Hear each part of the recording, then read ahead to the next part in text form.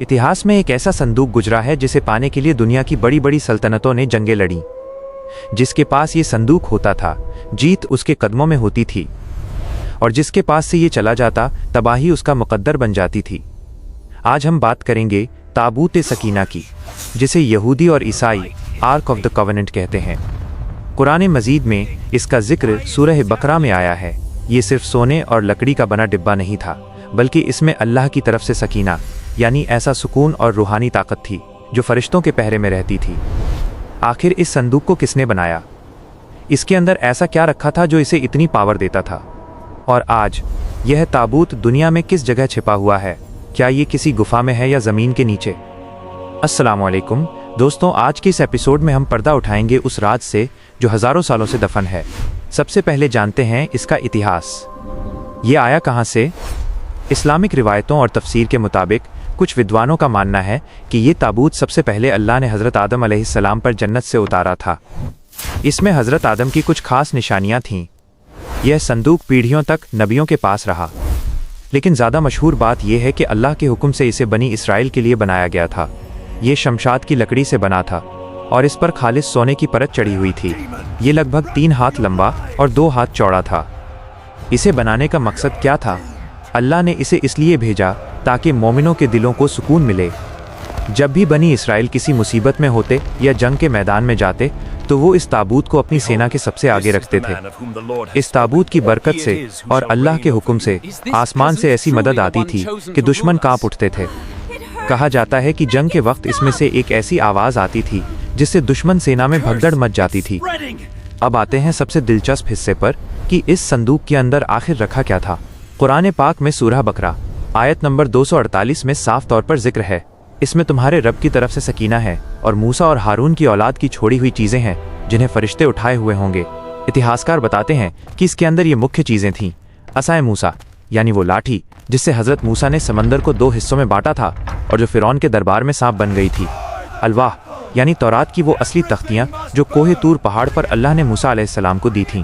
हज़रत हारून का इदामा और लिबास यानी हज़रत हारून की पगड़ी और उनका ख़ास चोगा, और मन व सलवा का बर्तन, एक सोने का कटोरा जिसमें मन यानी वो जन्नती खाना महफूज था ताकि आने वाली नस्लें याद रखें कि अल्लाह ने रेगिस्तान में उन्हें कैसे खिलाया।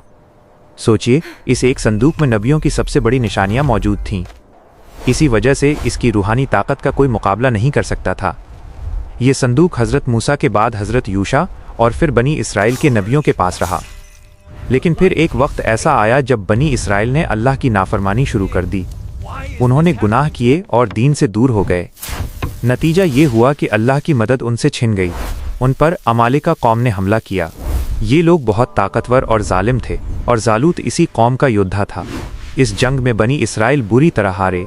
हज़ारों लोग मारे गए और दुश्मन ने उनका सबसे कीमती खजाना ताबूत सकीना छीन लिया। ये इतिहास का वो काला दिन था जब अल्लाह की निशानियाँ काफिरों के हाथ लग गईं। दुश्मनों ने इसकी बेहुरमती की। रिवायतों में आता है कि उन्होंने इसे अपने बुतखाने में मूर्तियों के नीचे रख दिया। लेकिन अल्लाह अपनी निशानियों की हिफाजत खुद करता है।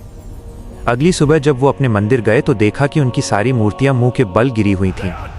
इसके बाद जिस शहर में वो संदूक ले गए वहां बीमारी और वबा फैल गई। लोगों के जिस्म पर फोड़े निकल आए।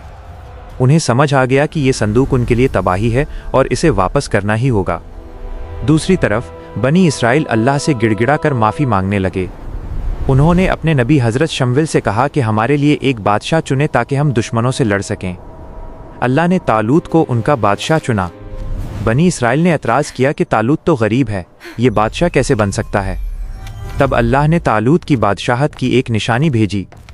दुश्मनों ने तंग आकर ताबूत को एक बैलगाड़ी पर रख दिया और बैलों को हाँक दिया। कुरान बताता है कि उस गाड़ी को फरिश्ते चलाकर ला रहे थे। बैलों को किसी इंसान ने नहीं चलाया, बल्कि अल्लाह के हुक्म से फरिश्ते उसे सीधा बनी इसराइल के पास ले आए। जब लोगों ने अपनी आंखों से ताबूत सकीना को वापस आते देखा तो उन्हें यकीन हो गया कि तालूत ही अल्लाह का चुना हुआ बादशाह है। ये एक चमत्कार था जिसने बिखरी हुई कौम को फिर से एक कर दिया। ताबूत वापस आने के बाद हज़रत दाऊद अलैहिस्सलाम ने जालूत को कत्ल किया और बनी इसराइल को दोबारा उरूज मिला। ताबूत सकीना हज़रत दाऊद के पास रहा। उनके बाद उनके बेटे हज़रत सुलेमान अलैहिस्सलाम ने बैतुल मुक़द्दस में वो मशहूर इबादत गाह बनाई जिसे हैकाल सुलेमानी कहा जाता है। उन्होंने ताबूत सकीना को इस हैकाल के सबसे अंदरूनी और पाक हिस्से में महफूज कर दिया जहाँ सिर्फ प्रधान पुजारी ही जा सकता था। सदियों तक ये वहाँ रहा, लेकिन फिर तकदीर ने पलटा खाया। बख्त नसर नाम के एक बेबीलोन के बादशाह ने बैतुल मुक़द्दस पर हमला किया। उसने पूरे शहर को जला दिया और हैकाल को तोड़ दिया। यहीं से कहानी में सबसे बड़ा रहस्य आता है। इस हमले के बाद ताबूत सकीना गायब हो गया। कुछ लोग कहते हैं कि बख्त नसर उसे अपने साथ ले गया, लेकिन ज़्यादा मजबूत इस्लामिक रिवायतें ये कहती हैं कि हमला होने से पहले ही अल्लाह के हुक्म से फरिश्तों ने या हज़रत सुलेमान के वफादारों ने उसे ज़मीन के नीचे किसी ऐसी गुप्त गुफा में छुपा दिया जहां कोई इंसान नहीं पहुंच सकता। आज हज़ारों साल गुजर चुके हैं। यहूदी और ईसाई आज भी उस आर्क को ढूंढने के लिए खुदाई कर रहे हैं। लेकिन इस्लाम क्या कहता है?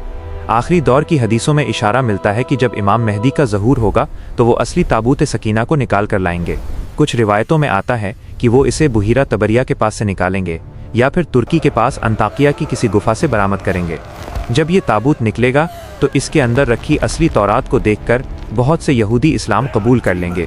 ताबूत सकीना आज भी अल्लाह की निशानियों में से एक है, जो हमें याद दिलाता है कि असली ताकत हथियारों में नहीं बल्कि अल्लाह के हुक्म और उसके दिए हुए सुकून और सकीना में है।